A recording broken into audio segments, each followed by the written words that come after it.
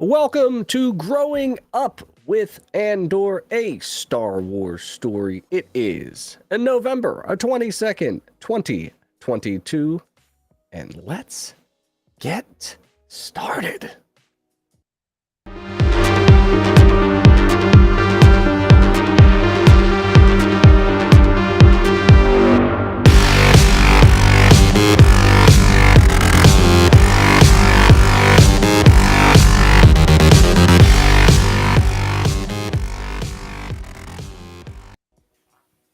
Hola, everybody, and yes, we're early. We don't care. We want to make sure that everybody gets to bed early tonight for the finale of Andor, episode 12, coming at you pretty soon. Welcome to the show. This is the extra Star Wars podcast media creation monster tool that we've been doing recently. We've got Mike in a beanie. We've got Damien likely not having audio sync issues at all. We're going to find out very soon enough. It's no big deal. It's a glorious day because just like that, it's episode 12, right? Just like that. We're right around the cusp of a finale on a show that we had no expectations for. In fact, if anything, this show is not titled correctly. Like, at all. It doesn't really make too much sense. Spark of Rebellion. Yo, it's the Rebels. There's a lot of things that it could have been. Andor's not one of them, but that's fine. That's something for another day. This is a podcast. This is a live format. It then gets pushed out to the Spotifys, to the podcatchers of all the good things. Thanks for everybody who catches those in the car ride. I do listen back to them. They don't sound too bad. I catch my own feedback every once in a while, and it's not so bad there. We've got the Casa de Dupree, still pushing out that lovely content. Anything new this week? No, absolutely nothing. Just excited. It's tragic. I know. The fans are disappointed. I got a bunch of Legos. I'm definitely opening up those Guardians Legos for Friday for the holiday special. And yeah, I'm gonna try really hard to get up tomorrow at 5 and catch the finale because it's just been a great show. Indeed. You just committed a mortal sin. Ooh. What was that? You pluralized Lego. You did. I was gonna let it go. Oh. I cannot. It's like for me, it's like people who stand in the doorway as soon as they enter a store. If you pluralize Lego, I will let you know about it. Oh my god. Lego sets. There's going to be a podcast over on Extra Lego talking about the pluralization of said toy company. You could say Lego bricks. There we go. Lego pieces. Uh-huh. I will never say to Violet, clean up your Legos. Never. Clean up your bricks. Now. Or hit the bricks. Hit the bricks. Eggo waffles. Does it follow the same rules? I've always heard Lego my ego. I've never heard of Lego my egos. Hey, can you throw me in a couple Eggos? Mm. But that, like, Eggo waffles, like, Eggo isn't something like Kleenex. It's like, get me a Kleenex is like the standard for tissue. It's like, Eggo waffles, just a name brand. You don't say, heat me up an Eggo. You say, heat me up a waffle. That's right. Grab me a Band-Aid, even though they're called, what are they called? Like bandages? Adhesive bandages or something like that. It's very, very bizarre. Look up Styrofoam one day because that's the brand name. Styrofoam is ridiculous. It's like it's a very long name. It's very interesting. Anyway, this has been Brand Talk on the Extra Everything channel. It actually is on brand. It's on brand for us for sure. It's on brand for us, sure. I'm in my Darth Vader Snuggie. It's chilly in the basement. We've got our cranked hat on, courtesy of a TikToker, Jakey. He's a good guy. And I'm drinking some tea because we're all a little sickly. Well, me and Damien are. Mike is impervious to sickness. He's just a man's man. Just a monster. It's all that time spent out at sea. Well, that's it. That's tuna. You will be catching tuna very quickly. I am sure we are cutting into Rogue One Radio right now, and I apologize to that show for stealing all their... Wait, checks the viewers. Nope, we're not stealing any viewers tonight. It's 0 right now. It doesn't even matter. So we're just going to fire away with our show, and that's going to start with our overall impressions of episode 11, Daughter of Ferrix.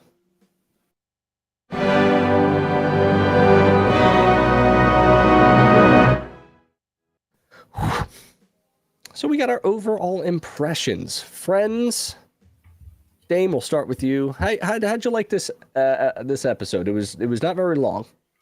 No, not very long, and like it being the penultimate episode for this season, I've kind of just come to like not expect much from the penultimate episodes.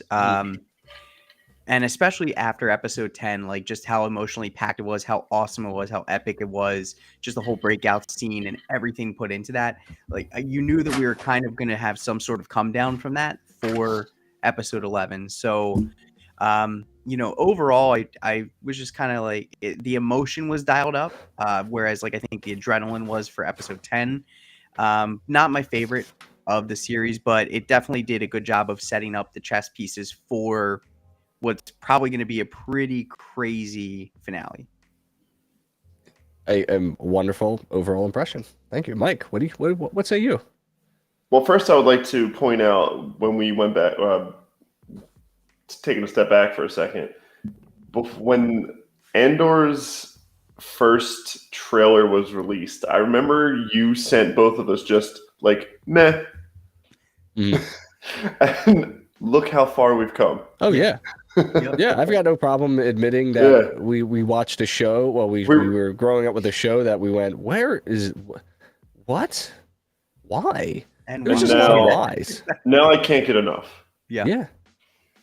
So my first watch, I kind of likened this to the old WWE where they would have the women's match before the championship, where Vince was the big believer of like the ebbs and flows. It was like the bathroom break match. Yeah. So that's how like I thought in the first watch, it was like, some cool things here, some cool dialogue, some tense moments.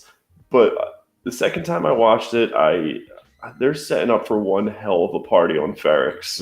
After like catching a lot of different things, I was like, yeah, they're setting up for something big on Ferrix to go down. Yep, I pretty much hold your sentiment in my brain. I said it's a decent transitioning episode to get us to an ultimate event at Ferrix. But my one sentence summary is going to add on to that, which you'll have to stick around later to catch that. So one of our final segments, that's called getting people to stay. Getting all the ghosts. It's an advertisement in our podcast. It happens. This is also brought to you by... No, I'm just kidding. Tea. For when you don't like coffee. That's right. That was a great one sentence summary. But first, let's talk about Blue Chew. Right, exactly. Wonderful. Yes. Speaking of sentences, have you ever used Grammarly? It's so easy to use. All you have to do is install an extension. I use it all the time, and that's how I sound intelligent in conversations. We speak gooder. I gotta say, Grammarly is actually pretty good. My wife uses it for her grad school, and it not only finds grammatical mistakes, it like changes sentence structure. It's actually it's a very powerful extension. Would buy if I was in school, without a doubt. Weeby, would I buy it? Would I buy it? I would, because we did. I would, because we did. Hearing, oh my god, I was hearing, I'm like, what is this background noise I'm hearing? It's the music I put on. The horn sounded like the battle alarm. I did. I looked around. I said, I'm not touching any buttons. I looked down at my kids' cams right now. They're both sleeping in the same room 4 nights in a row. Nice. Very exciting. Also terrible because they get up at the same time. Yeah. You got to take your goods with your bads. So it is what it is. So we got them down. It's a lovely thing. So overall impressions, generally, I would say it's a mediocre. Not good, not great. Like kind of like we're setting it up, or we're going to see where it goes. I think, Damien, I agree with you mostly. And when you say, how do you top the previous one? Yeah. Like we were wondering, where do these prisoners go? They're running on a beach, right? And that was one of my predictions. I said that Andor and Melshi go on a bro mission to stay under the radar, probably Dave and Buster's. I'm not too far off. You know, they go hang out with some alien bros. I definitely thought they were dead, but I don't know why I thought that they were going to be in Rogue One. But I felt danger for them, which I'll talk about later. I don't know why I did. I just felt danger for them. And then they made it out. So yeah, so good stuff. Overall impressions complete.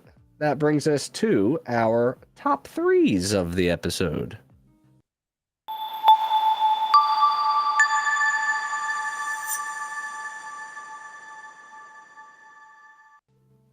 Our top threes are brought to you by the Himalayan salt inhaler, something that will help you breathe deeper and longer when you are having shortness of breath. Endorsed by Darth Vader himself. It just looks like you're vaping. It's a natural vape. It's actually bought from Aldani. Fancy. It's a Himalayan salt. I'm definitely that old guy in Aldani is doing that. Yeah, you for are. sure. We will be having endorsements throughout this episode, which we've got to pay the bills. All right. Mike, do you want to start with yours? Your words, I mean. Your words or phrases, whatever you want to do. Yes. So I have one that's combined. So I'm going to just say that one is Bond Bond. and sequel. Sequel. Almost spelled C-squeal. Okay. Squeal. Damien.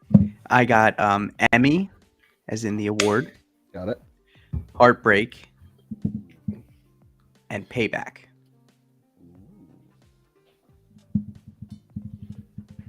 Okay. I'm gonna change these on the fly just to try to get them down to words. Now that I've got Pinocchio. I hate myself. Franz. Like that, not friends. Franz. And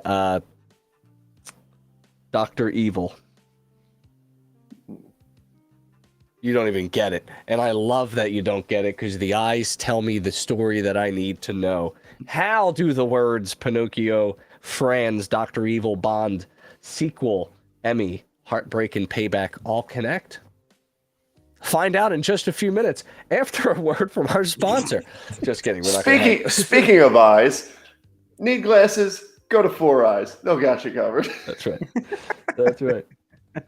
Oh, my God. Well, Mike, you have a combo, so you have to wait. It's fine. I'm sure one of the words will connect to it. I think we're going to connect Pinocchio and Heartbreak because Pinocchio, I'll start, is my take on I'm a real boy, and B2 Emo is the most emotional robot I've ever found to be in the Star Wars universe ever. And I love that Brasso was talking to him like he was a real person. Yeah. Like having full-on emotional conversations with him. Not just like a one-off thing, but even later on in the episode about staying the night and like having a sleepover with B2 Emo, and he's got his like little winter cap on with the ear flaps and stuff. And I just thought the way they made you feel emotional for, well, first off, Death of Marva. Let's not. Where does it come from? Yeah. Death of Marva is. I mean, it wasn't exactly not expected, but it was kind of nice to see her go out on her own. That was cool. But then, like, the droid is just such a big. It's now a bigger part. It's now a more.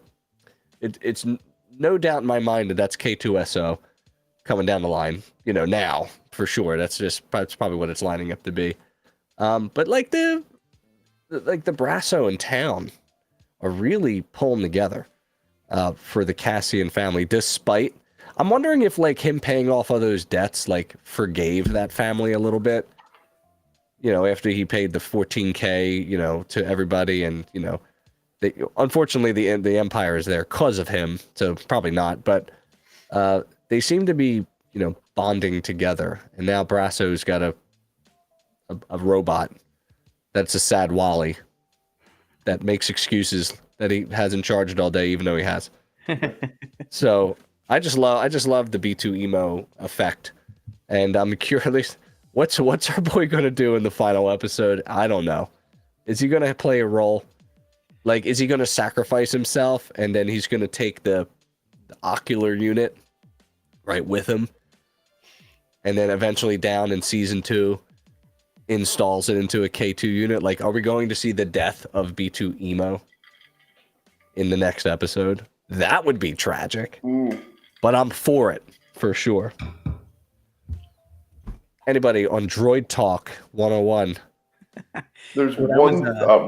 Go ahead, Dave. That was 2 of mine. So 1, Emmy.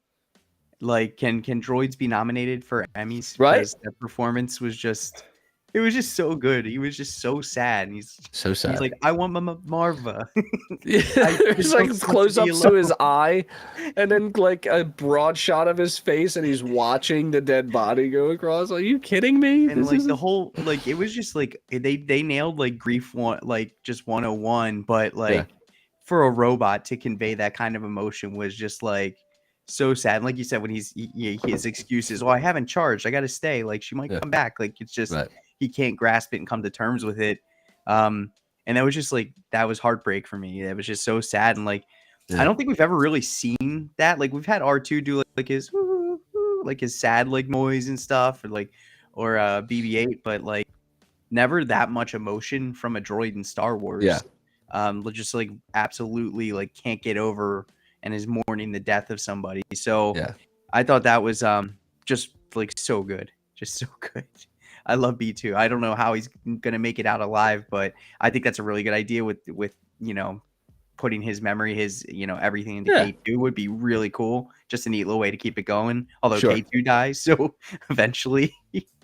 Well, it makes that scene in Rogue One just so much stronger. When that because I was already loving K2 and climb, and it smashes the thing, and he's left for dead. Mike, what were you going to say about the B2 emo? So I give so much credit to the camera work and the music with this, because to portray all the emotion of essentially artificial intelligence and then that, like, it boggles my mind how they could do that and make the audience feel grief from a robot. It was so well done. But my favorite, I'm going to take it in a different direction. My favorite part of all of this was with the captions on. It said "mechanical whimper." I love that. That was one of my notices that I had to bring up now. It's amazing. Every time you saw him sink back down, it would just be and mechanical whimper. Well, that's important. Not only is that an important detail you picked up, but it's also important to convey for the hearing impaired. Oh, absolutely. For sure. So because they can choose to put that in there, or they can choose to just use the visual. But they're obviously trying to tell that story of sadness. So that's awesome. I'm glad they put that in there. Agreed. Cool. Did that go with any of your words, or were you just piggybacking? Just piggybacking. Okay. Mine had nothing to do with B2. Totally understand. All right.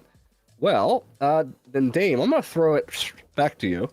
You talked about Emmy, and that was the B2 emo stuff, and now you've got a couple more to go.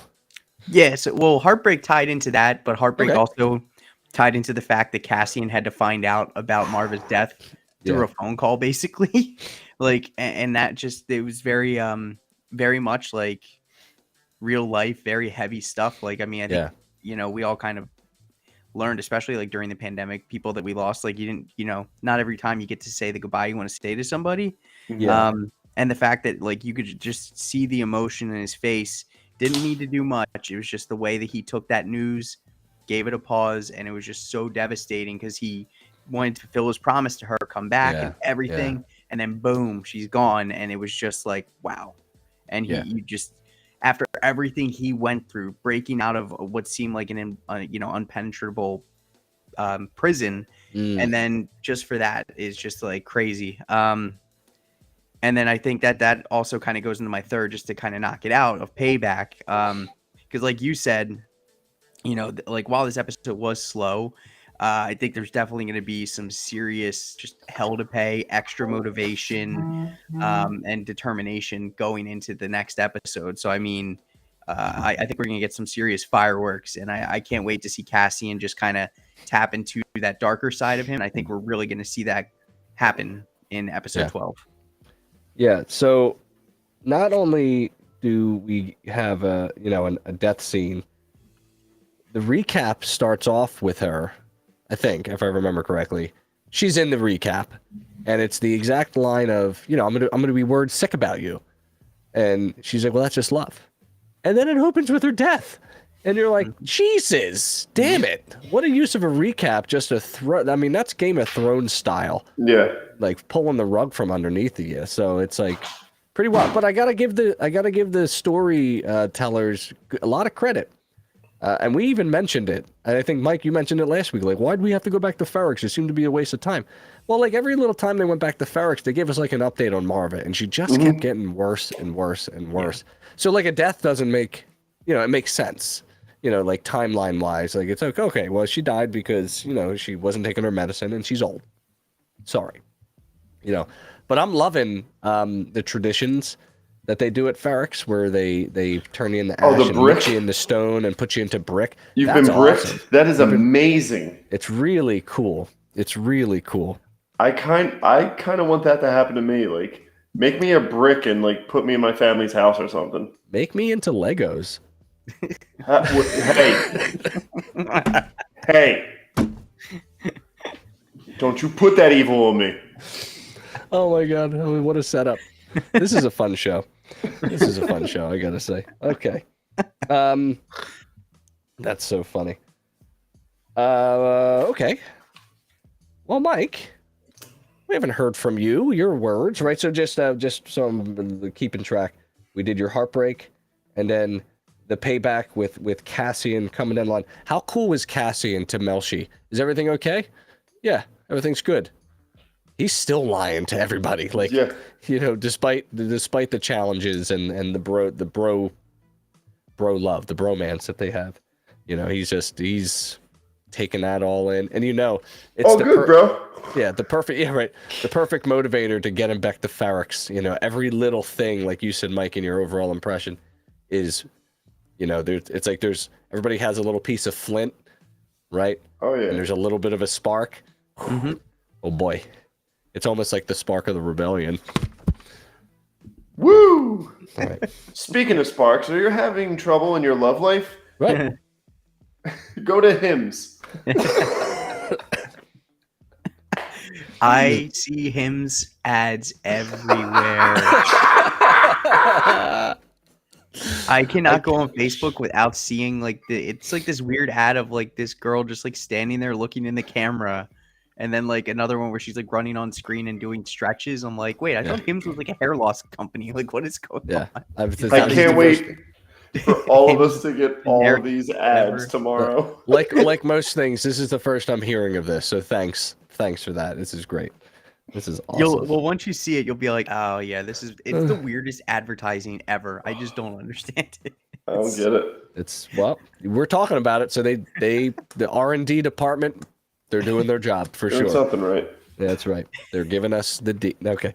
Mike, Bond sequel. You kind of talked a little bit about Bond, right? No. You said there was a double in Bond, right? There's 2 points to Bond. Okay.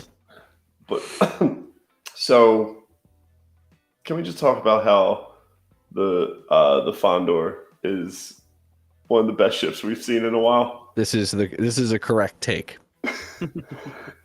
And the droid navigation AI system. Yeah. That could just like pull up records and like, oh, you're in Alderaan, what? The Alderaan Alliance. The trade, whatever. Trade Alliance. Trade. Yeah. The tractor beam defense mechanism that shoots shrapnel at the magnetic antenna. Yeah. Little pieces of metal that are going to get caught in your tractor beam, guess where it's going? Yep. Right into your array, buddy. The lightsaber tech? What's going on here? Which kyber crystal? Lightsaber tech? It's plausible. And then could just jump to light speed. Right. For what, a Hallcraft? Yeah. That and I got this is the Aston Martin of Star Wars world. Oh, it's yes, it's the James Bond car. It's the best vehicle. You know, it's even if they keep it from blowing up, it could be better than the Razor Crest. You know, because it's got some features and functions. I'd build it. I'd buy it. And that's the one thing I said. I said throughout this entire season, I was thinking there's no Legoable moments or ships or anything here. Like maybe the prison, but who would want to buy that? Yeah, it'd be a boring. Yeah. And here we go, the Fondor. Yeah. I would buy it. For sure. Same. Yeah. And so that bond with that whole scene of just using every single piece of equipment that has been tricked out in this Hallcraft. Yeah. With Luthen being like, oh, my booster's a little jammed up. You know how that is. How he's just playing it off so cool. He's so cool. This dude has a plan for plans. Yes. He's got a plan for plans. And they've been sneakily saying that. Mon goes, who knows what he knows? Saw, you have people everywhere. Are you ISB? Like, who knows what he knows? He's got a plan for plans. It's a wonder. I got some great lines that I want to bring up a little bit later. But yeah, no, it's the Luthen scenes have been top notch. And he's been on the bench for a while, for the mid episodes. Oh yeah. But when this is Ymir Yager and his resurgence. Yeah.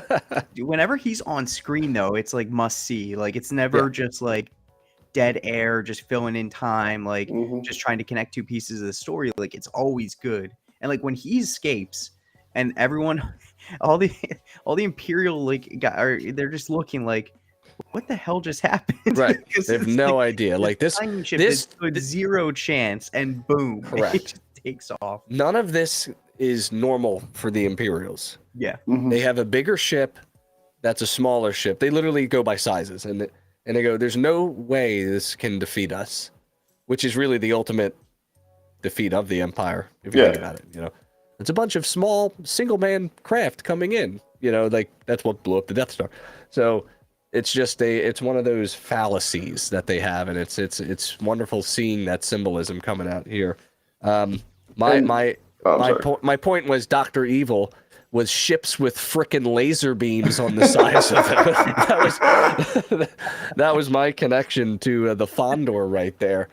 And you go, all right, so he's got an auto targeting system. Cool. Yep. He's got a shrapnel. Cool. Oh, what's he doing? How's he gonna?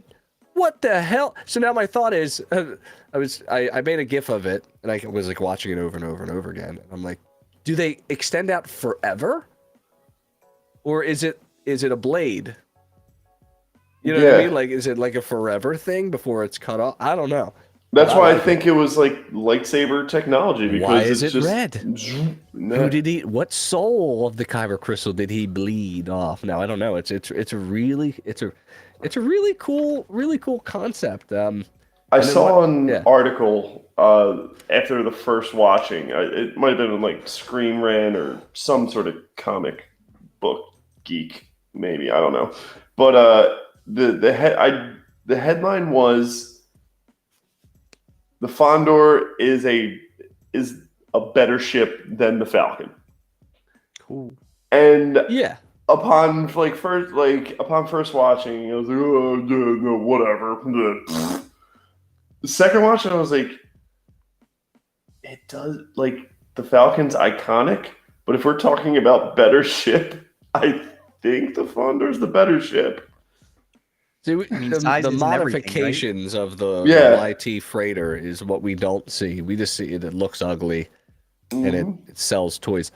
But that's an interesting argument. We gotta do a ships show. We gotta line, Ship show. line Like on the ships. ship show. Speaking of the ship, so I am a ship show. the Imperial cruiser has a few tidbits of history about it. I believe, don't quote me, I did very light research on this. It's just what I casually scroll through on Twitter. Everybody's jumping to Hive, by the way. Don't do that. Don't just jump to a new social media. It's like it's run by two guys. They only have two-factor authentication on it. Don't do that. Everybody calm down. Stay within your realm on the Twitter. It's going to be fine. He's hiring people again. Did you hear that, Elon Musk? Good job, Elon. Whatever. But this class of ship was a concept that was supposed to, from what I understand, supposed to be the original Star Destroyer that was going to be in Episode 4. And then it was changed, I guess. Maybe it was not feasible with the 3 radars. And then something that I didn't know was I didn't see it, and I've watched the movie 4 or 5 times. There's a small appearance of this same ship in Solo. But I read that too. It's a blink and you miss it, and it's in a promo holo when Solo, I guess, is signing up for the Imperial Academy. It's seen in like that busy area, and it's in one of the little small holo tables or whatever. The Arrestor? Yeah, the Arrestor class nonsense. Like, what the hell is its purpose? Obviously, with the radar, it's tractor beam. It's I guess it's long range communications. It can do a lot. It's obviously have a jamming. It was cool to see communications getting jammed live. Yes. That was pretty neat to see. But yeah, that was just like some small tidbits. Knock them out before we get the noticements for sure. For sure. Anything else on Luthen and the Fondor, Mr. Mike? I love all your points. No. Yeah. Cool. Yeah, I just have beastly moves, man. Beastly moves. Welcome in, LG. We did start early. The dads are tired. The dads are sick. The dads are ready for the finale. So and I gotta go on the boat tomorrow. That's right. Exactly. So we're gonna power on through for sure. After Thanksgiving dinner. Franz is one that I will talk about, and of course it's the Narkinian aliens, right? And I put them. It was either between them or the Cyril scene with him and Mosk, which was just so funny to me. It made me laugh a lot because Cyril was so serious about the information, and Mosk is not giving him anything, and it's just so funny to me. I love it. It's so great. But the Narkinian aliens was like, are they? All right, help me out. Who are the 2 interesting, funny aliens from Thor? Korg? Yes, Korg and his buddy. And who's the little like worm guy, purple guy? I forget the purple guy. Oh, shoot. I'll look it up. Yeah, so like they just gave me Korg vibes, those 2 aliens, and I watched it without subtitles first time, so I'm not catching anything. I heard like squigglies and scob, but I couldn't understand a word that they were saying. I kind of got what they did such a good job with the acting and the inflection that I sort of understood. This is not looking good for Andor and Melshi. And then it was looking real good for Andor and Melshi, and I was like, this scene was wacky, and I liked it. So it's good stuff. I did like the aliens for sure. They were cool. I like the prosthetics and everything. Yeah, it was different. It was different. There was one point, the one that was talking about the squigglies, and oh man, I thought he was talking in rhyme, and it just so happened to be like the one thing that he said rhymed. I was like, oh, it would have been awesome if you talked in rhyme. That would be ridiculous. But it's the Dr. Seuss in me. Right. Yeah, that's fair. Korg, yeah, Korg and Mike, by the way. Oh, Korg and Mike. Spelled M-I-E-K. M-I-E-K. That's just like Tim with 2 M's. Yeah. Incredible. All right, we have Damien, you're finished. I'm finished. Mike, that leaves you with sequel. I'm surprised neither of you mentioned the Saul Luthen Part 2 sequel. That scene was even more tense than the first one. Yes. Where it leads off, Saul's all happy. He's like, yeah, we're going to attack with Krieger. And Saul's like, no, you're not. You are not attacking with Krieger. And gives him the heads up. And he still wants it. The dynamic of them talking about, like, you're just going to let 30 men go to die? And he's like, yes, Krieger. And Krieger. Yeah. We need the Empire to think they're in control. And that's when he brings up that you have people everywhere. And he's like, are you ISP? Are you Rebel? Are you what? I love the move to tubes. It was incredible. Yeah, what he says. I have it written down. He's like, who do you have for me? He's like, tubes. just like, wait, what? And Tubes like, what are you talking about?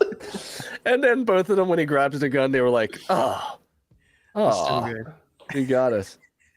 So the fact that Saul agrees to not help Krieger, and the ending with it, Saul says, for the greater good. And he says, call it what you want. Let's call it war. Bingo. And you're like, yep, here comes a rebellion. Let's go. Bingo, bango. LFG. Let's do this. Yeah, love, faith in God. Now, a lot of interesting discourse on the interwebs about the weapon that Luthen carries. I saw that too. Right? A potential Jedi weapon. I would be sorely disappointed if Luthen is a Jedi in disguise. I will be sorely disappointed because this show is branding itself away from that type of mythical stuff. But it would set him up as, it does make sense that, the Empire who has taken over would be usurped or started to be usurped by the Jedi, of old. But I'm just hoping it's a cool baton-like weapon, Jyn Erso style, that he just uses to beat people. I loved his line that he says, give it back or take it. Your choice. Give it back or leave it alone or something like that. I forget what he said. So. Now, to play devil's advocate here. Yeah. He does work in like a antiquities collector place. And he may have acquired it through whatever means. Through scrapping, whatever. Yes. And it looked like polished wood. Indeed. So maybe there were some modifications made to the look of it to make it look like not a lightsaber. Well, yeah, It may not necessarily be a Jedi, but just has a lightsaber. Wouldn't it be the first time? I wouldn't mind it. It would just be interesting. Yeah. Yeah. I mean, he has a kyber crystal. He has all these. Yeah. There's things and stuff. Yeah, they're not. I mean, Jedda's still there, so they're still mining from Jeddah. So it's reasonable to believe that the Death Star is being constructed. Prisoners are building stuff for it. Kyber crystals are being mined. They're being sold on the black market, I imagine. And speaking of crystals. If you don't have anything to get for your wife for Christmas, Swarovski crystal at a mall near you.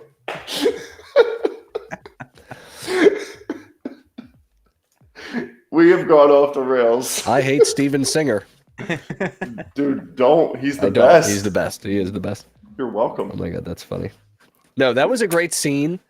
Saul's realization where he goes, "Why? You were so eager before." And Luthen, playing chess while everybody else is playing checkers, of course. Mm-hmm. And he knows that Saul has him. It sounds like he never really was in the room with Krieger. We sort of have to take his word for it because he's the only authority word we have.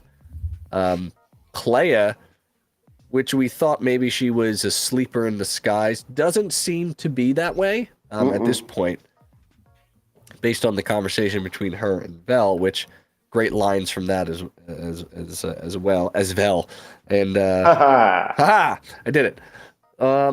Yeah, no, they're excellent. They were ready to F some stuff up at Spellhouse. They were ready.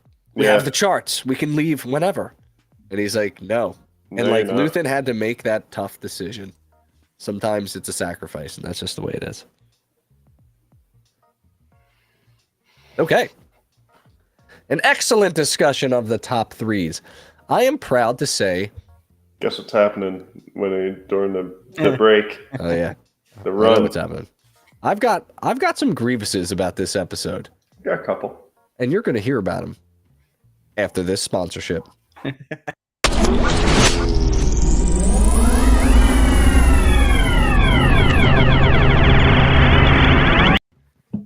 We are trying our best to get through this episode with two sick guys and a crabber.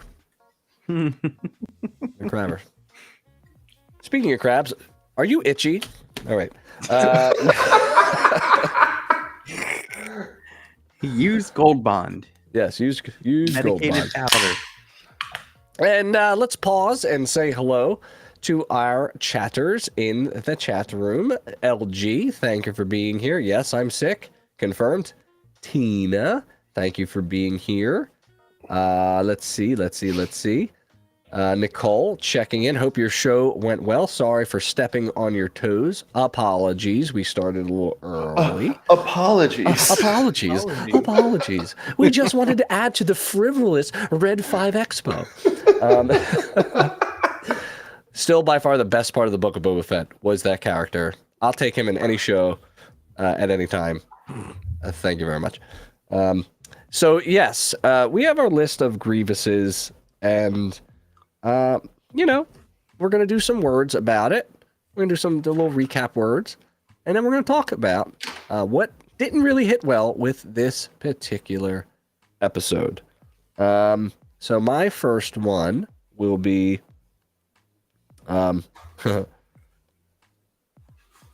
staples. That's what it's going to be. Staples. Mm-hmm.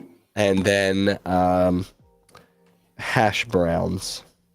I don't care if that's two words. I'm combining them. We're just going to delete this space. Okay.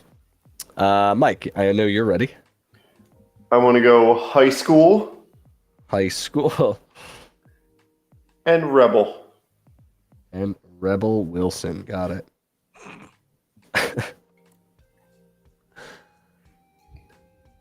Mr. Damien, I know we're throwing you all the challenges. What do you got for us? I'm going with absent and thief. Thief. Ooh. And before we divulge our things, just to recap, the words that will link to our grievances are thus: staples, hash browns, high school, rebel, absent, and thief. How will all these words connect? Well, find out soon. I didn't have an ad in my brain. I was trying to think about it. Do you have a rodent problem? You should buy Logitech mouse. They're very good. Okay. People in the car right now are just furious. They're like, "Can you just get to your points?" I'm trying to get the work on time. No. We need to get paid. All right. One of my major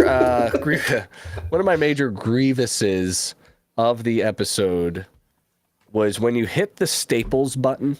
Right? What happened? What happens when you click that staples button? That's easy. That was easy. Oh, turns out Lita's a weirdo and loves the old ways and has probably no problem being betrothed to a 14 or 15-year-old boy from Chandrila. Mon, don't worry about it. Don't feel bad about it. She wants to do it anyway. That completely blows up the conflict of Mon Mothma having to give her daughter away for the rebellion. Stupid. Rebuttal. Go.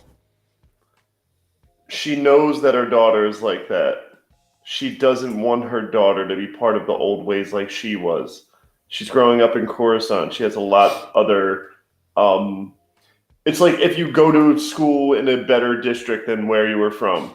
Mm-hmm. She's a lot more available to Lita now than the old ways of Chandrila.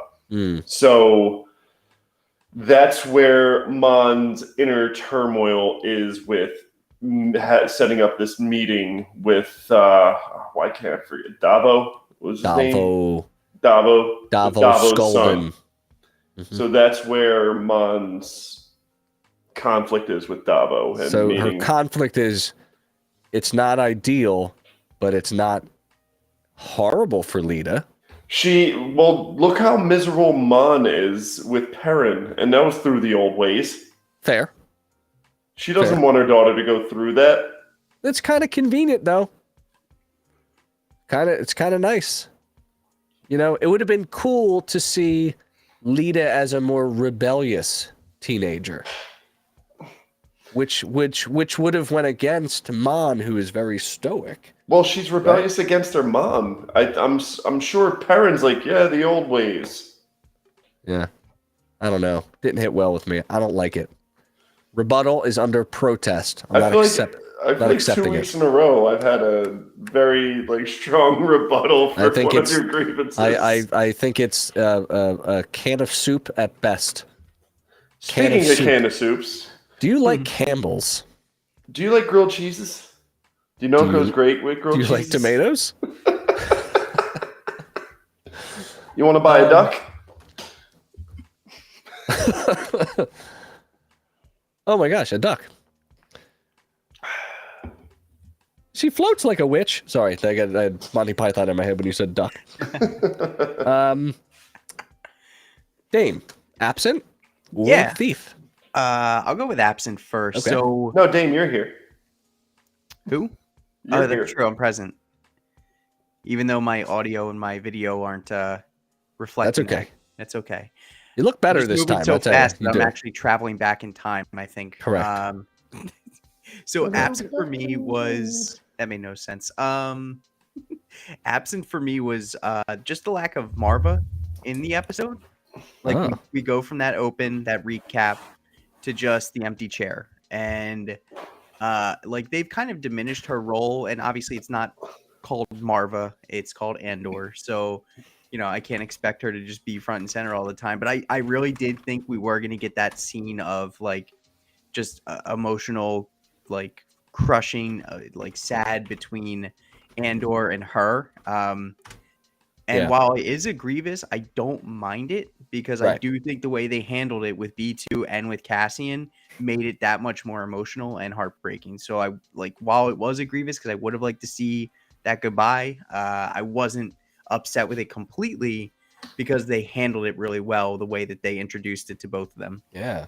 No, that's a good point. I mean, at the same time, maybe we are supposed to be feeling like Cassian. Yep. Where we want to see her also, but we can't. And she did a great job. I mean, nothing but loveliness. Or is it Fiona Shaw? Is that her the actress name? Aunt Petunia. Aunt Petunia. You don't know this, Mike? What? Whoa. Wah, wee, wah. Oh. Yeah. Right. Anyways. What? Sorry, you just know things. I do know things. You just know things. I drink and I know things. Indeed. All right there, Mr. High School. Go for it. That's not what I'm connecting that to. I'm going to connect absent to rebel, which I kind of feel the same way about the lack of Marva. Not necessarily. I just wanted to see her get a last word in. I didn't just want to see her being gurneyed out. I didn't need to see Cass and Marva have a moment together. Yeah. But I did at least want to see Marva say something poignant and something to the effect of go start a rebellion. Yeah. Something along those lines. This is how a rebellion starts. Yeah. And that was a bottom for me if I'm being nitpicky with it. Yeah. She could have said something like rebellions are, what is it? Rebellions start with hope or something what's the lines from Rogue One? That would have been cool. That would have been kind of shoehorny and cute. But I'd be down the clown for that for sure. Yeah. Yeah, I got you. I'm with you. Hash browns. Why the hell did I put hash browns? I don't know. Now I know. If we get another scene of financial worries between Mon and insert character here about what's happening, then I'm going to have a meltdown. Once again, we get the whole situation rehashed to us, but just to Vel this time. Oh, I thought I was doing the right thing. I was throwing cash here. I'm in trouble, Vel. Meanwhile, Lead is chanting away in the back, being a weirdo, right? And Mon can't do anything about that. To your point, Mike, maybe she thought Coruscant was going to be a way to get her out of that, but it didn't work.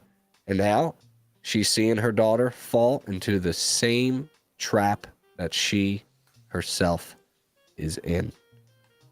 Yes. But I don't need to hear the conversation about finances again. We get it. I would have rather seen a house party with Davo in it and his boy and them talking. Davo. And that's what I would have enjoyed to see. But that didn't happen. Hash browns. Hash browns. To Thief. Mr. Mike to Thief. I did not do Thief. Thief was me. You're right. Just kidding. I have a D here, and its Thief is under it.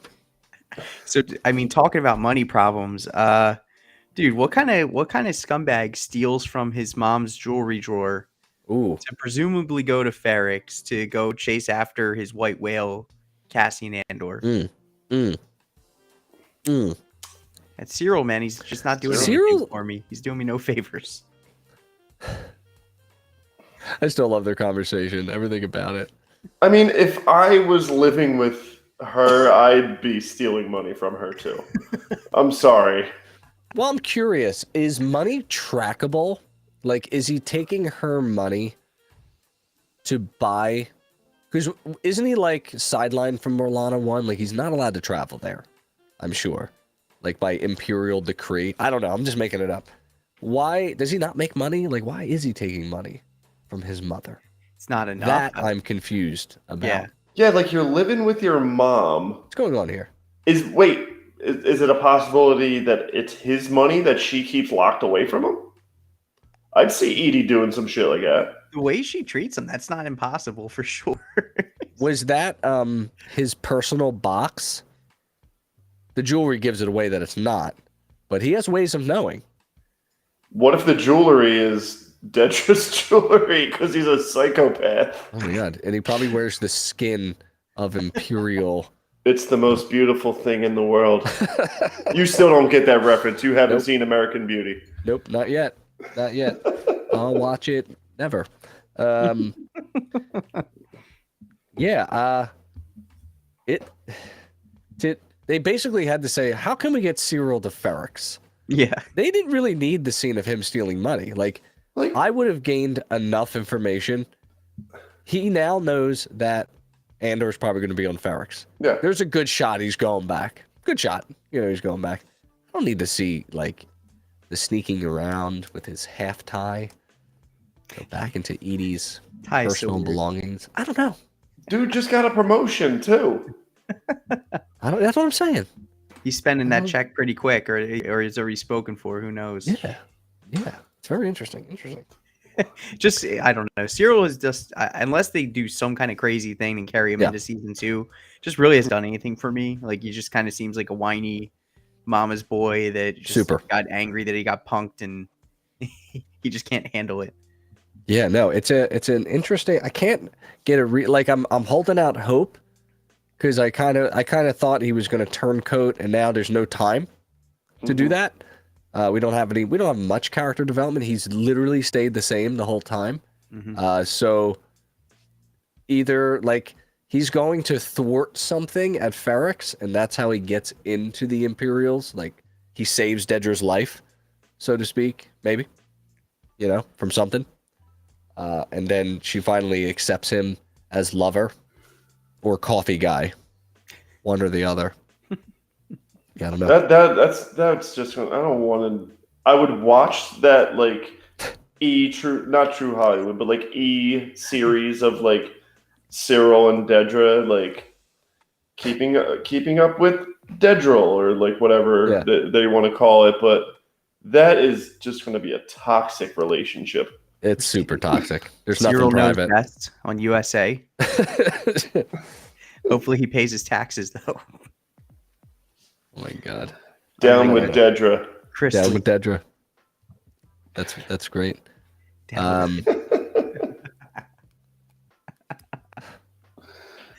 Their apartment is just white. That's it. Furniture, no pillows. Imagine that electric bill just to keep it so bright. That's it. That's what I'm saying. Who's paying the bill? I don't know. Mama's jewelry. Edie. I love that. I do love that Cyril's bedroom is like a little kid's bedroom, like at the Galactic Star Cruiser. Disney. That's just what it is. Oh my god. Chat loves Cyril. I just want to point that out. If you're looking at live chat right now, they love Cyril. If you are catching this on audio, they loathe Cyril incredibly. There's no fans of Cyril in chat right now. I might be the only one that likes him. Speaking of Cyril, the best way you could start your day is with a bowl of Frosted Flakes. They're great. Very good. Are we gonna get flagged for trademark? No way. This?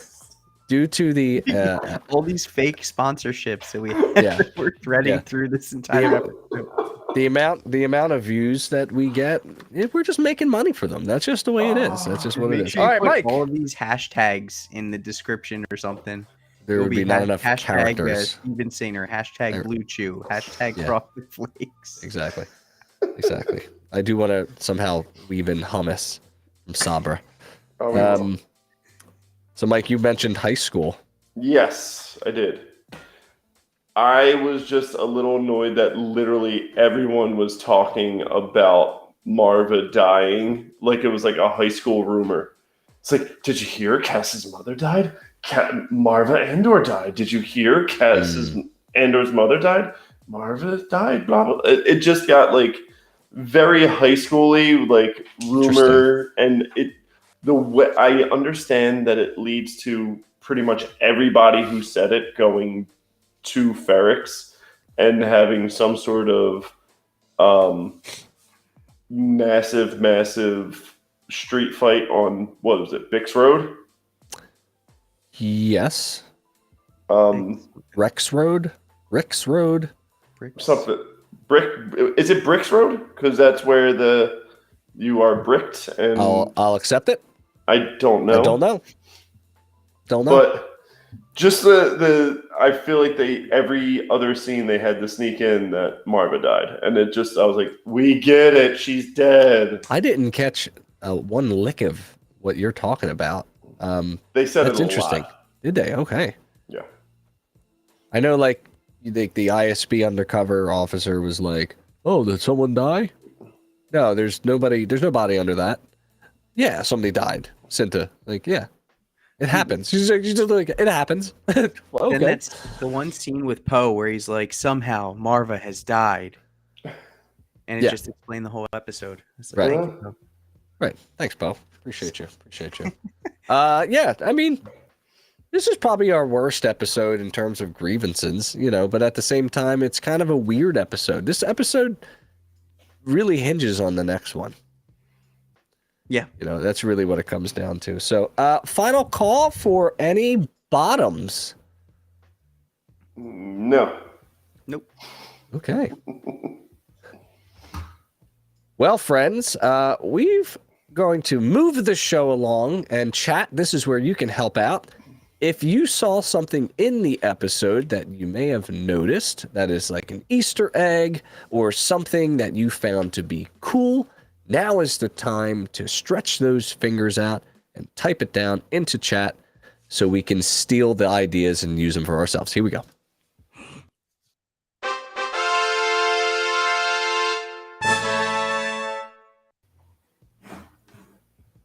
Okie dokie smoky. So we got some notisements. The first big noticement I saw, they're doing their best to make connections to the sequel trilogy. Kind of rehearsing this and saying, oh, what can we do this time? And obviously the quad jumper, right? Yep. Jumps out to most normal people, normal folk. The same quad jumper. Is it the same quad jumper from The Force Awakens that gets blown up in the opening sequence-ish? Maybe. I don't know. But it's definitely from that era, brought back to Andor for fun, I suppose. That's no problem. Thought it was a cool little callback. And that's about it. Does Aqua 4 exist because Bix is not looking great? The makeup artistry on Bix this episode, we didn't even talk about it. I'd still kiss her face. It was top... Consensually. Right. It was top-notch makeup artistry. Unbelievable. She looks terrible. I'm concerned. She look that bad? No. No. I think she looks emaciated. I think her what I'm saying is she looks like she's been tortured. Yeah. Well, when you compare and contrast what we saw in the recap to what she's seeing now, did they even get an answer from her? We don't even know. I would take her in. I would draw her a bath, and I would take care of her. Right. Would you put any water in the bath, or would you just use a pencil? I would put so much water in the bath. Okay. I would use a bath bomb. Yeah. Moisturizer, all that good stuff. Essential oils. Pamper her. Right. I don't think she can be pampered because the Empire... Not with that attitude. The Empire... Speaking of Pampers, do you have kids? Speaking of baths, get down to Bix and Body Works where you can get yourself the finest bath combs this side of the galaxy. Oh, man. The greatest empire of Bath and Body Works you'll ever find. Bix is 100% broken. I feels bads for her, and I don't know if she's gonna make it out. The same person that we once knew in episodes 1, 2, and 3. It's interesting. I think we talked about how maybe the first 3 episodes were throwaway episodes and we'll never go back to Ferrix, and boy howdy, is it coming around full circle right now. Yeah. So that's really cool storytelling. One, it saves money because they can shoot in the same location. Right. But they did it in a way that weaves it back thoughtfully. Yeah. And the whole thing about Ferrix is we thought we weren't going... The main reason I thought we weren't going back to Ferrix was because Cass really couldn't go back to Ferrix. So we're like, all right, we're done there. Right. We'll see bits and pieces here and there, but Ferrix is done. No, it's not. Yeah, no, it's an interesting point. Moving on, with Neamos, I love that the beach. There's nobody on the beach. The Empire has caused such devastation. No, it's a terrible day out, so maybe it's not a beach day, but the way I caught it was there's nobody out there because everybody's afraid that they're about to be detained for stepping on a crack in the road or crossing the street, jaywalking, or something like that. So I thought that was a really interesting point of Neamos. And I actually did think about, is this money still, there? I was curious about that, whether or not somebody found it. And my question was answered while I was watching it, which was cool. In the bed of the place he shared Revnoggin and whatever, Windy can go to hell, is the same type of alien that Jyn Erso shared a cell with when we first meet her. So that was a pretty cool little callback. Not a callback, but again, it's a use of an alien that we've seen before in Rogue One. That's pretty cool. I don't know if it's the same one or not, but I also enjoyed the idea of a couple's retreat for aliens. That was neato cool for me. I think that's cool. And then when he opens up the little box, I'm sure you caught it on the subtitles. He opens up the little tablet, which immediately starts talking, which is everybody's worst nightmare when someone's sleeping and you're scrolling through your phone and a video auto plays. Of course it does. I thought I muted it. And it's Nemec's voice. And I was like, oh, ooh, that's cool. Yeah. Wonder what they're going to do with that. And of course, apparently Cassian can only get bad news on a beach. That appears to be a theme with our boy Andor. Of course. Housekeeping doesn't clean above the showers. 1 star. Agreed. Agreed. That's really all my noticements. I mean, a short episode means that most of our stuff is going to be in the top 3s and the bottoms. So, Dames, why don't we throw it to you? Did you catch anything? Yeah, so I had the quad jumper too. I noticed that. I noticed the similarities of like the beach scene with the end of Rogue One, just kind of staring out, along the water, and it's just kind of that foreshadowing. But I really just need to know who Melshi got his shirt from. Oh, beautiful, right? I put Melshi in the Tommy Bahama. It's so good. And it's just blowing in the breeze. I'm like, is this like Miami Vice now? What is going on? My man was just breathing in the moment, and I love that. I love that he was breathing in the moment. He was enjoying the hell out of his life. Question about that end scene with Melshi and Cass. I may have missed it. I don't know. At that point, does Melshi still think he's Keith, or does he know he's Cass? Oh, damn.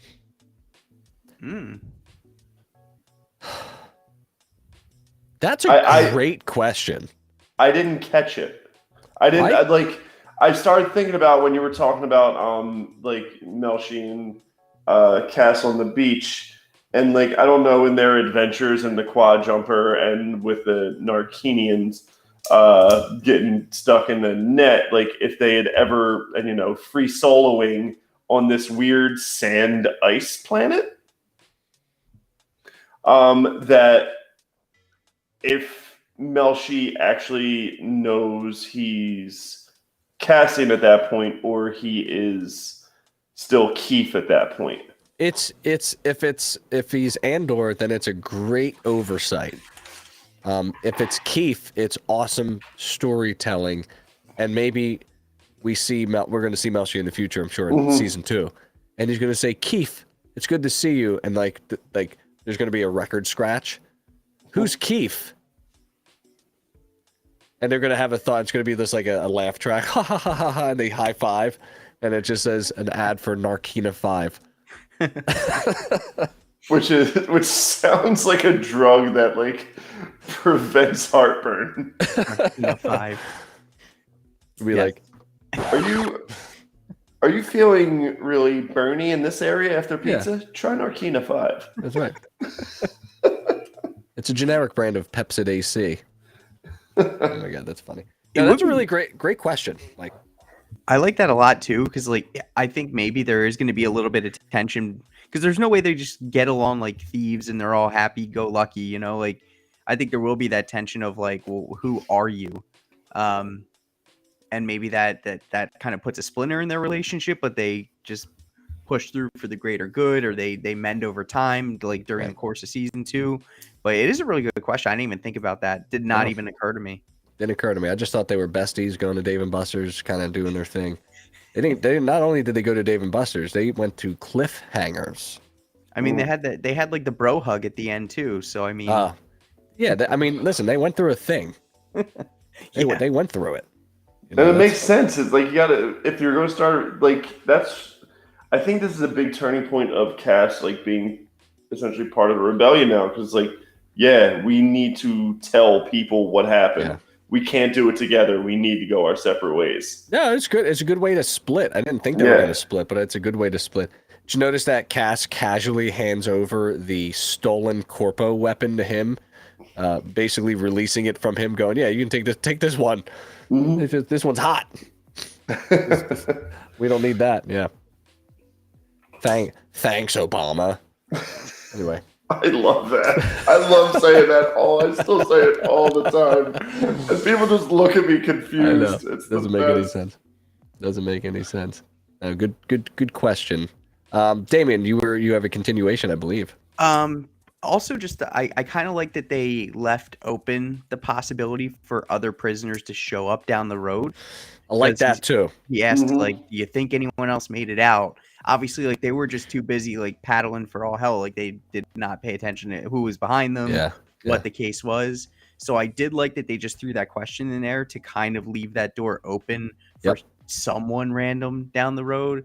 Like, it would be great if somehow Kino makes it out. I would just love to see that. It would be Yeah. cool. Snoke. Stop it. Yeah. Knock it off. But I like that they left that open, and they didn't just completely close the door on we're the only ones that made it out. Like they were like, did Yeah, we? well, I mean, we asked those questions, right? Mhm. The audience asked those questions, Right. and again, a great storytelling anticipates audience questions and can address them. So, will we see a bunch of prisoners? Probably not, but at least we get a closure on it. Like, we can't be the only ones, and if we are the only ones, then it's up to us to do what we have to do to make sure that doesn't happen to anybody else. Mm-hmm. That's how it starts, man. That's how revolutions start. I love that. Good point. Yeah. All right, Mikey, I'll throw it to you for some final notices. Most of mine have been said. What a bunch of losers. We have the same notices here. How dare we all have the same thoughts about the Gosh. same episode? Gosh. So the one thing that I brought up earlier was the captions of Mechanical Whimper, which Yes. I thought was great. Indeed. The parallelism between the end of the episode and the end of Rogue One. Yeah. The possible Luthen lightsaber. Yeah. I love that the bricks, the dead are turned into bricks and ferrix. Yeah. And the other two random things that I found and just kind of like, huh. This one made me laugh. It was when ISB were talking about shutting down Bricks Road for the funeral for Marva because she's a daughter of Ferrix and all that good stuff. Yeah. The one guy says there's a list of grievances. Yes, I saw it. I laughed out loud at that. My eyes. Oh, he said wide. grievance, not grievous. Yeah. I'm sorry. It doesn't matter because we all know that they mispronounced it. They did. did. Listen to the show. They know. They know what's up. Yes. Yes, indeed. I love that. That's your best noticement, actually, ever. I like my second one better. So when Cass and Melshi were trapped in the net, the Narkinian says, "Scob the Empire." Yes. Is that essentially fuck the police? Correct. Correct. I was like, that's awesome. I tweeted that line out the second time I watched it. I was just kind of tweeting things out because I don't care. And I put down "Scob the Empire." It's also one of my first lines I put down in my little lines thing that I want to talk about. It's like, "Scob the Empire." I was like, yeah, scob them. Yeah, exactly. Scob it. They make me so scobbing mad. It's awesome. Awesome. Speaking of lines, I caved and bought the first book of Phase 2 of the High Republic on audiobook and started listening to it. It's fine, whatever. Chapter 2, Dank Farrik. Oh, Dank Farrik. Dank Farrik makes an appearance in the High Republic. You gotta love to see it. Gotta love to see it. So, good stuff. Final call on noticements. All you have to do is twirl your fingers in the air like this if you have one. I see we're checking notes. It appears I'm just writing new stuff. New stuff is being written down. While you're writing that stuff down, some other lines that I enjoyed was this one specifically from Clay. It may not be word for word because it was very hard to pause and go back and pause and go back. When she is being confronted by Vel, what have you done lately? And I was like, ooh, whoa, Vel, be careful what you ask for. I have a blur of plates spinning and knives on the floor and needy, panicked faces at the windows, of which you are but one of many. Talk about a KO. She also held the funeral on the same day and paid for the luncheon. And she got those guys from TikTok to like dance with the casket on the way in. Absolutely. What a great line from Clea. Jeez. Very Luthen-like. We went over the other two lines, and yeah, actually, we went over most of the lines. Damon, you mentioned, what if we are the only ones? Mm-hmm. Right? And then, who knows what he knows, and for the greater good, call it what you will. So yeah, so there are some really great lines in Andor. So let's fall in and start our wrap up. We're going to move on to our one sentence summary.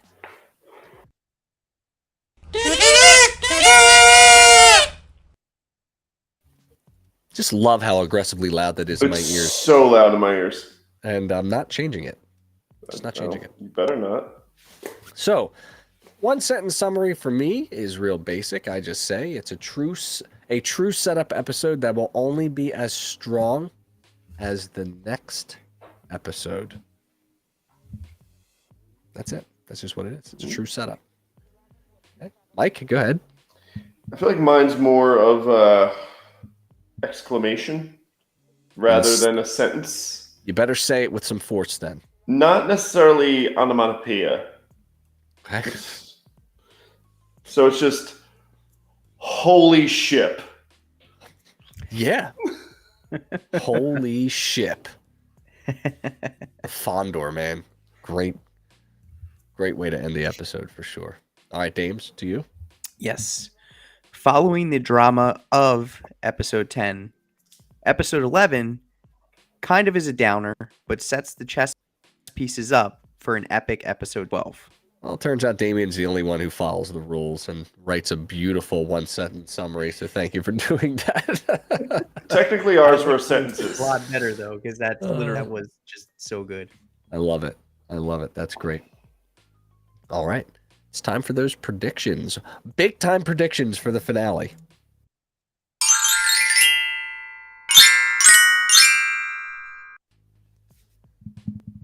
My left ear is clogged, so I can't tell if it's loud or is it just my head. Don't know. Not changing it now. One episode Wasn't to go. as bad as the other one. The Yeah, previous. okay, good. Good. Well, we've got this convergence happening. We're going to have, are we going to have a Star Destroyer over? Maybe, probably. We're going to have the Fondor coming in hot, I imagine. We're going to be having maybe Saul Guerrero coming in hot for air support at the end. Laying down some whatever. Is this the first exposure of the Rebel Alliance? Or the Rebel activity or whatever? Maybe. There's a lot of questions I have. I was hoping we were getting more resolution with Mon in this episode. Because what's going to happen is let's predict it. Remember back in Kenobi when we had a lovely battle between Darth Vader and Ewan McGregor, also known as Obi-Wan Kenobi. And just when they were getting heated up, they would cut to the Luke Skywalker being chased through Beggar's Canyon sort of nonsense, and it would just be it just felt uneven. Mm-hmm. I'm hoping that doesn't happen with cuts to Mon and her political, her political nonsense on Coruscant when there is craziness on Ferrix happening right now. I hope they resolve Mon stuff. Like they start it with Mon. We go to lots of Ferrix, and then like she sees the news of Ferrix happening, and then makes some moves, and then the episode ends. I don't want to be cutting back and forth, breaking up the episode. I need some action. That's what I need. What do you need, Damien? You're shaking your head. What do you think? Yeah, so I had that down. I agreed with that. Although I had just straight Ferrix because the episode's 54 minutes. Yeah, which is not 54. It's by the time long. It's like 49. Yeah, like the 5 or 6 whatever minutes of credits. And do we know if we're getting a post-credit scene yet? Or yes, okay, confirmed. So for me, I'd rather just get right into Ferrix. Like I don't want any like diddle daddle. Just get right into Ferrix. I'm okay if we end it with Moth after that. Like, I think that's fine. Nice little come down from all the craziness that's going to happen on Ferrix. Still want to learn about something about Andor's sister. And I just need to see.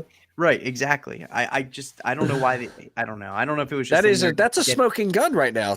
Right? It's not really closed. Mhm. right. Marva closed it, but I can't believe her. She was taking a medicine. I think Marva was just looking out for Andor's best interest there to just be like, stop pursuing it. You don't want to go down that road. So I do think we're getting something there. I don't know if it's going to be some kind of like your sister or whatever. But sister. Oh my God. And then, obviously, we need some bounty hunters in here. So I'm just really hoping Dengar comes in. He's on holiday in Ferrix for whatever reason, and we just get him just kind of just helping, or just even there, just like having a drink at a cantina, being like, I'm sitting out of this one. Listen, if Dengar shows up, you'll be the greatest predictor since the Farmer's Almanac. And I would have Back to the Future. It would be nothing. I would add it to my Wikipedia, or not my Wikipedia, my LinkedIn. Yes, for sure. Correctly predicted so funny. the arrival of Dengar in Star Wars prequel television show. No, these are all good questions and all good stuff. I don't have too many, like, I know people are going to die. We've been predicting it almost every episode, but Marv is now off the table. She's off the table. So now there's, the only thing they can really take away from Andor, right, is probably what Mike's about to say. Go ahead. See how I unfortunately think it is going to be one of those back and forth episodes, ebb and flow.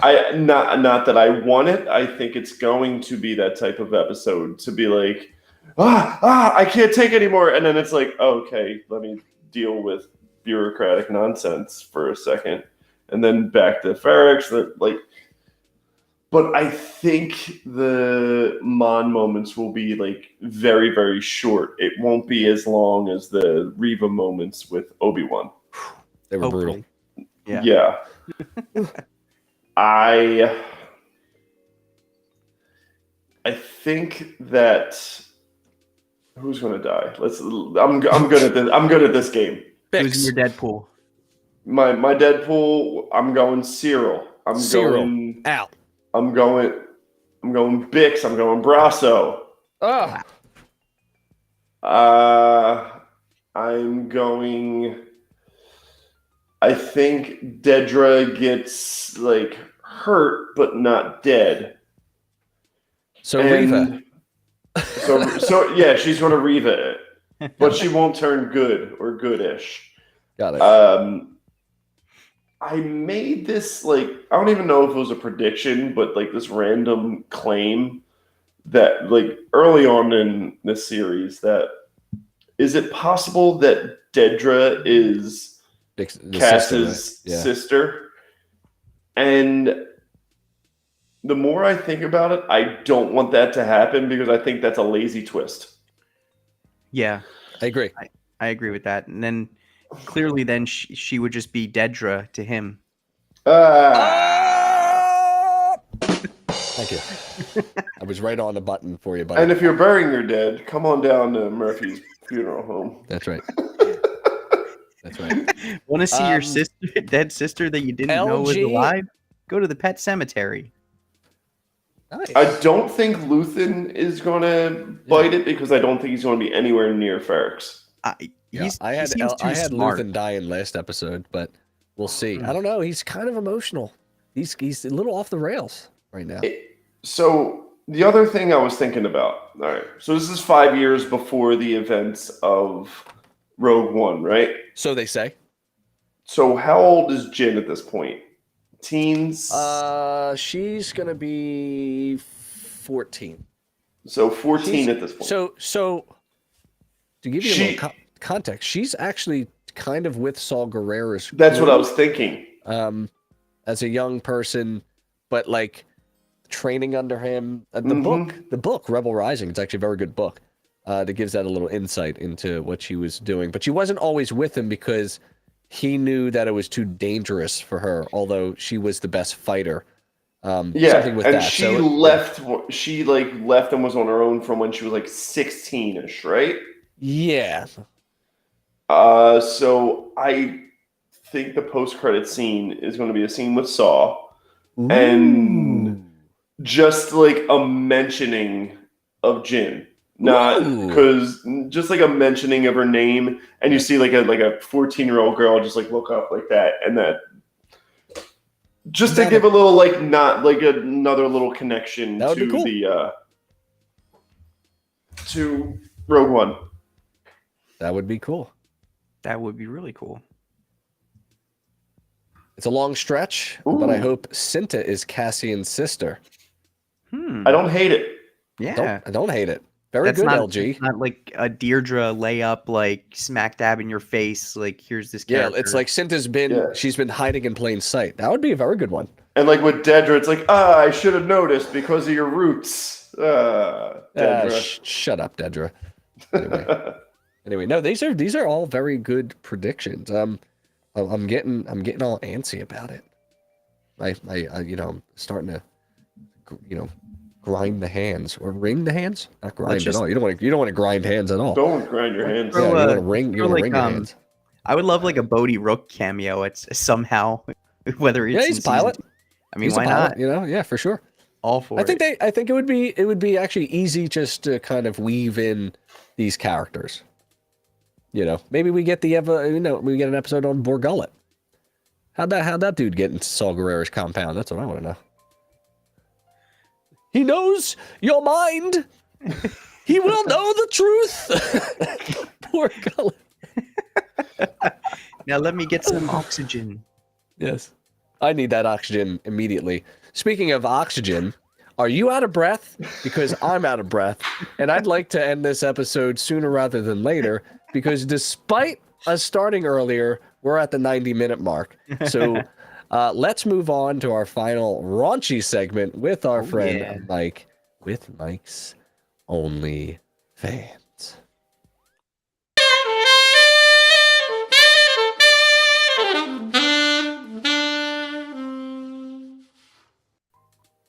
Are you ready, baby? Are you ready? I love the saxophone. I want some audience participation from this one. Okay. You better stretch out those fingers. You better put down a mat. What? No. You're about to do some laundry tonight. So, I had one in my mind earlier today, and I came up with two on the fly. Okay. Tonight. The first one I am just going to cross out because it was a stretch. It was a person whose name was mentioned like twice in the beginning as a daughter of Ferrix. Do you remember the name? Jezzy. I was close. And it was Jez in my pants. That would have been a stretch because I would have had to know what you were talking about. So now, as we were talking about certain things and made jokes and whatnot, I have two that I would like audience participation of what I should go with this week. So the one is Scob Me Till I'm Raw. Whoa. And then Fondor My Balls. I'm not the audience, but definitely number two there. I like the Fondor. You can't call me Downey because I'm not soft after hearing those things. Ew.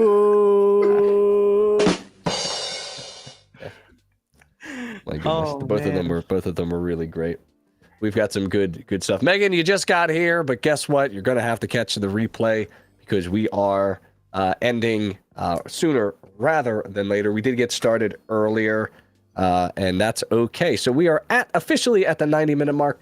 This is episode 11, the penultimate setup episode called Daughter of Ferrix. Title I don't agree with. Doesn't really tell you what's going on in the episode. It's misleading. That's okay. But guess what? If you're listening to this podcast, you were probably misled as well. Hey, Have you been misled in your life? Morgan and Morgan can help you find your way back into a good situation. Don't Boys. forget to call John Morgan. John. I'm so mad. John has jumped the shark. Oh yeah, Stop using the word John. 100%. Indeed. He's not even. He doesn't even live here. He lives in like Hawaii. No, he doesn't. Gents, it's been a pleasure. Mikey, Always. Damien, I appreciate your time as always. We got one episode to go. I'm going to make a YouTube short on our Deadpool, and I'm just going to put it out on the YouTube to see if people agree with us. We're back at it next week, post-Thanksgiving.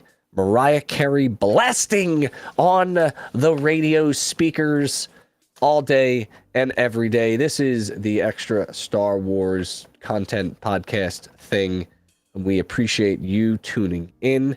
Everybody in chat, from LG to Meg to Tina to Spencer, to anyone else who popped in and hit that like button. We appreciate you and we appreciate your time. And we'll send you off with our outro into Red 5, into the loving arms of probably a dead Bix. Everybody have a great night. See you next week. Happy Thanksgiving.